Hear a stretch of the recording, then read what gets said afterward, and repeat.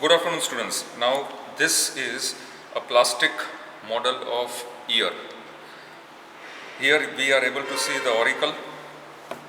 This is the external acoustic meatus very clearly. Then we are able to see this tympanic membrane. This is the tympanic membrane. Lateral wall of tympanic membrane. This is the medial wall of tympanic membrane with all the cartilages, malleus, incus, and one cartilage is there which is broken here, that is stapes. I'll show you.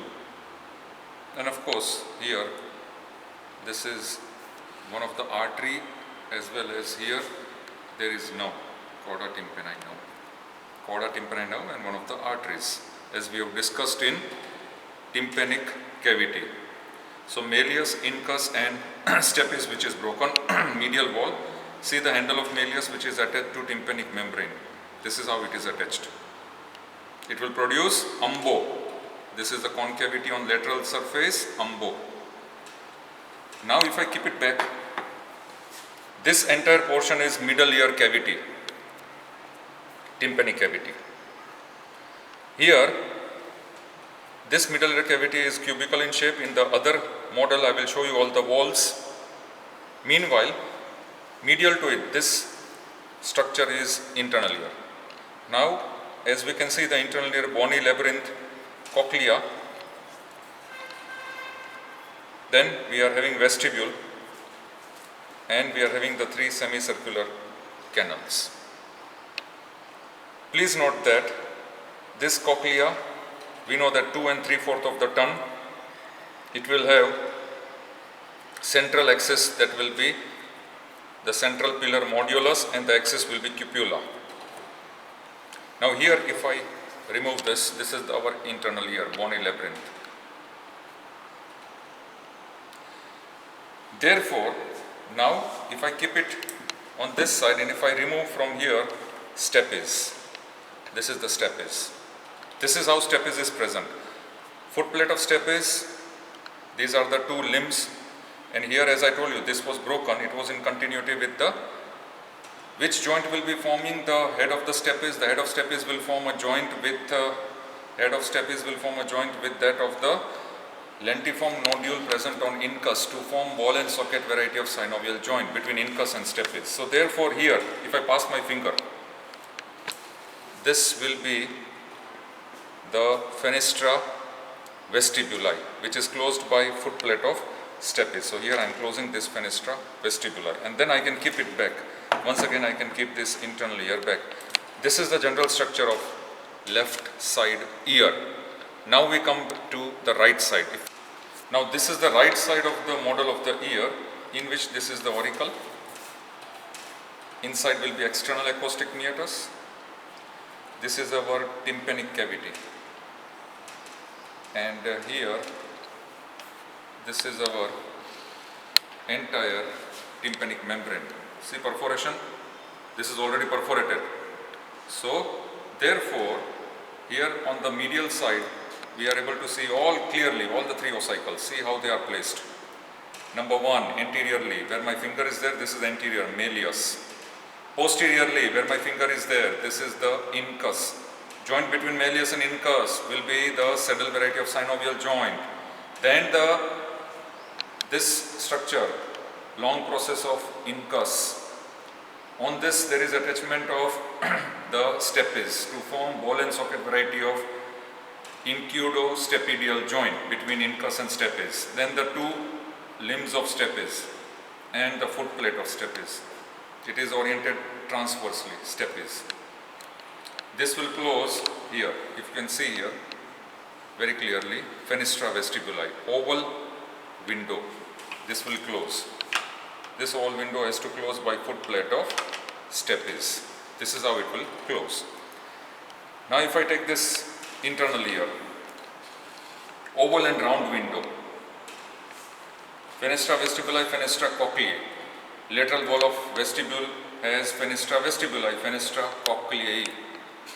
This will be closed by secondary tympanic membrane, round window, fenestra cochleae. This fenestra vestibuli is oval window closed by footplate of stapes and annular ligament. This is the cochlea. Here at the apex of cochlea, there is a small foramen in which the scala vestibuli and scala tympani will communicate with each other, which is called helicotrema.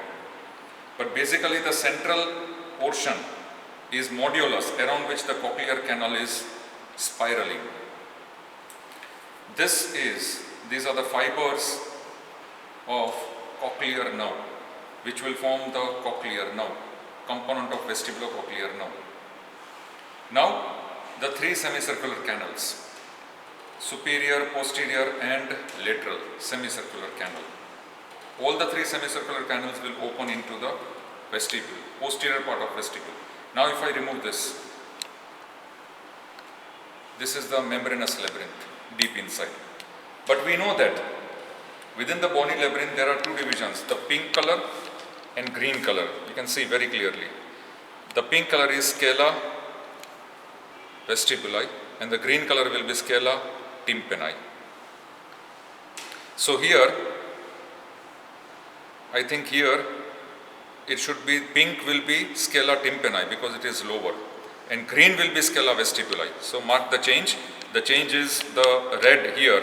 This is scala tympani because it will open through secondary tympanic membrane. It is closed by secondary tympanic membrane which will form fenestra cochleae, and the green is scala vestibuli which will open into the vestibule.